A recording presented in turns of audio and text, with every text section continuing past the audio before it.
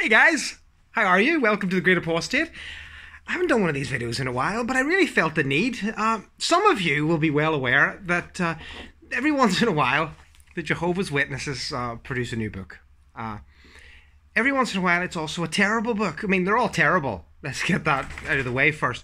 But there's always that one that sticks with you throughout your life, and you just sit back and remember and shake your head to the amount of times you studied it and the amount of times that the information was revised and you had to write little extra things in the margins. Now, my generation, that was the Revelation book. I don't even know, do they still teach the Revelation book anymore? But that was the Revelation book for me. And apparently it got so bad towards the end after I left that they actually had little printed bits out. You just stuck over the paragraphs to say, oh, no, we don't believe that anymore. Put this in instead. So they've done it again. Pure Worship of Jehovah, restored at last. The Bible book of Ezekiel contains prophecies that focus on the restoration of pure worship. How do these prophecies involve us? Oh, I'm excited. So, again, it always seems to be the case that they always get themselves most modelled on prophecies. I think that's fair. And I think that, have I got food on my face? Let me see. That wasn't a good look. No, I don't. It's just hair skin. Hair, it's like a fold of my face. It's not good. Anyway, so I think they always get themselves modelled on prophecy, right? Because prophecy keeps changing as and when it's convenient. Cinnamon, stop eating my sofa over there. She's eating and licking my sofa. Right. So first of all, this book comes with a beautiful picture of a mountain on it. I'm not even going to show you the picture because you probably can see it if you're interested. A gorgeous picture of a mountain. Very, very tall mountain. I think it's the mountain of Jehovah. And then they've got a letter from the governing body. And then they've got an explanation of special features. In chapter 1, it is Jehovah your God you must worship. God approved their gifts. And then we've got, I began to see visions of God. Who are the living creatures with four faces? And then it's got this, the art's gotten better. I have to give it that. It's much more manga-ish now. But they've got Jehovah gave Ezekiel visual aids that might help us understand realities that we would not be otherwise able to grasp. Sure. So I'm going to have to open this now because, you know, you've tempted me here, guys. Okay, let's see what it says. Hang on, I'm going to have to move you. Woo, I'm bringing you over here.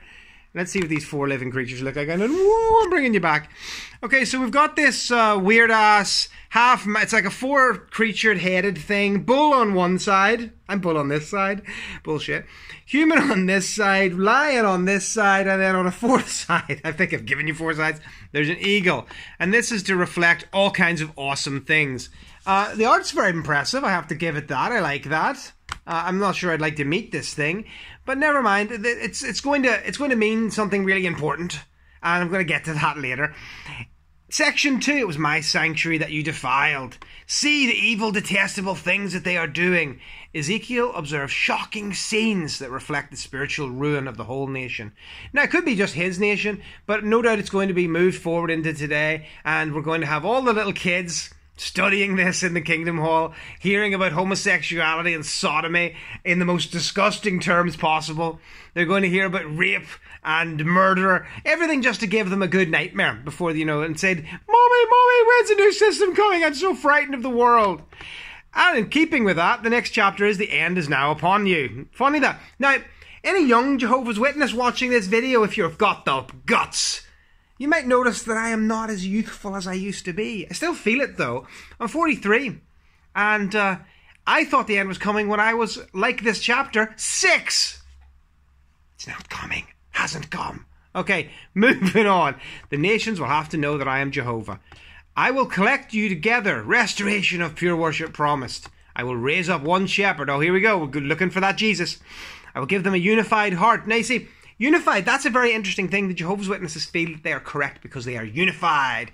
They are one people. We all study the Watchtower together. In fact, if you go on Facebook today and you type in Jehovah, and then search for posts, you'll find most of the posts are from Jehovah's Witnesses. Some of them are from like African churches where they use Jehovah's name a lot, use God's name a lot. But a lot of them are from Jehovah's Witnesses, and they're always saying the same thing. We're so lucky that we're unified, and we all study the Watchtower together.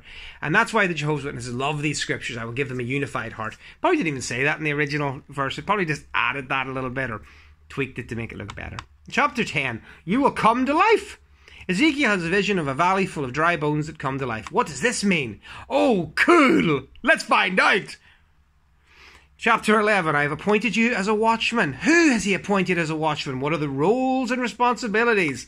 They can disfellowship you. And back again with the unity, I will make them one nation. And now this sounds like just super fun. Describe the temple. Oh, cool. This is the law of the temple. I didn't think we would get any more exciting after describe the temple, did you? I will zealously defend my holy name. Okay, you get the point. And then again, once we go back to this awesome kids stuff, the stuff that you can really, teach your children, I will bring an end to your prostitution in chapter 15. Oh, my Lord. I love this here, chapter 18. My great rage will flare up. The God of the Old Testament is a rageful dude. I've got to say that. And I don't think that's something that you should necessarily be putting out there as your foremost, point about him, because it seems a bit gross. Section 5. I don't know why they break it up into sections and then have chapters. That's weird. I will dwell among the people. Everything will live where the stream goes. Where your love goes, like a mountain stream. And then allot the land as an inheritance. See, now you're going to get the land in the new system. The name of the city will be Jehovah is there. One big city called Jehovah is there. It seems like a weird name of a city. Getting to the end. Summary of clarifications. I love this. This is why I made the video. Let's click it, sucker. Now, over the years, you don't say, the Watchtower has adjusted our understanding of several aspects of Ezekiel's prophecy, and this publication, Pure Worship of Jehovah Restored at Last, contains additional clarifications, not complete flip-flops. Clarifications. What do the four faces of the living creature represent? Do you remember when you were a Jehovah's Witness? I'm just going to go off on one for a second, but do you remember when you were a witness that we were supposed to know the deep things of God? This is not the deep things of God, but let's find out what the Jehovah's Witnesses think of the deep things of God. This is really how many angels can dance on the head of a pin. Okay, each of the four faces of the living creatures or cherubs represents one of Jehovah's four cardinal attributes. That's what we used to believe. Clarification. While each one of the four creatures stands for one of the four cardinal attributes of Jehovah, when viewed together, the four faces embrace all the attributes he possesses. Also, the four faces impress on us the surpassing greatness of Jehovah's might and glory. And then you go to yourself, oh, okay, that seems weird that you'd make such a fuss. Why? In God's word, the number 4 is often used to denote that which is all-embracing. Numerology! Hence, when the four faces are depicted together, they form more than 4 individual aspects. They are the foundation of Jehovah's awe-inspiring personality. Also, each face belongs to a creature that embodies majesty, strength, and mightiness. Even so, all 4 mighty representatives of creation, as depicted by the 4 faces of each cherub, are below situated to the throne of Jehovah. Good God, that was one. That was one of our new clarifications. What does the man with the secretary's inkhorn symbolize? Who cares? I don't care anymore. I don't. I've had enough. Just send me out in service instead. I'll just give them the book and run. Knock the door very quietly. Previous understanding, we thought that the man with the inkhorn was the anointed remnant. Now we think it's Jesus. We've got to give that Jesus some glory, damn it. We wanted it all for ourselves. Okay. This is better. Do the prostitute sisters, Obala and Obaliah, prefigure Christendom and its division between the Catholic and Protestant faiths? Who cares? That's what they used to think. Now they say, nah, not really. Okay? Is Christendom the antitype of ancient apostate Jerusalem? Nah, not really. Well, how was the vision of the Valley of Dry Bones fulfilled? I remember this one. This is when they threw the guys in prison, the governing body members, during World War I. And then they got out and they said, look, we've become alive again. And then they say, oh, the clarification is the death-like condition of spiritual captivity lasted a very long time and began much earlier than 1918. It started in the 2nd century CE and ended in 1919 CE. So when they got out of jail, when a bunch of fraudsters in the 1900s and in the 20th century got out of jail, that's what it means. But that was also used as an excuse for why they were actually God's chosen people back in the day. Give me a piece. That's ridiculous. What is the meaning of the joining together of 2 sticks? This is the deep things of God. Reasoning behind it. Who cares? Who is Gog of Magog? Gog of Magog is a prophetic name that applies to Satan after he was ousted from the heavens. That's what we used to think.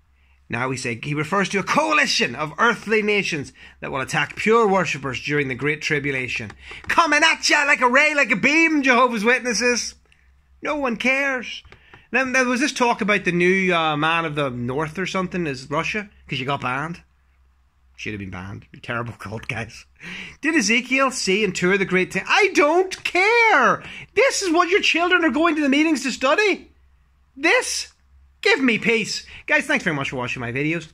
Like and subscribe if you like and subscribe. Buy my book if you're still here. Be much appreciated. Have a great day.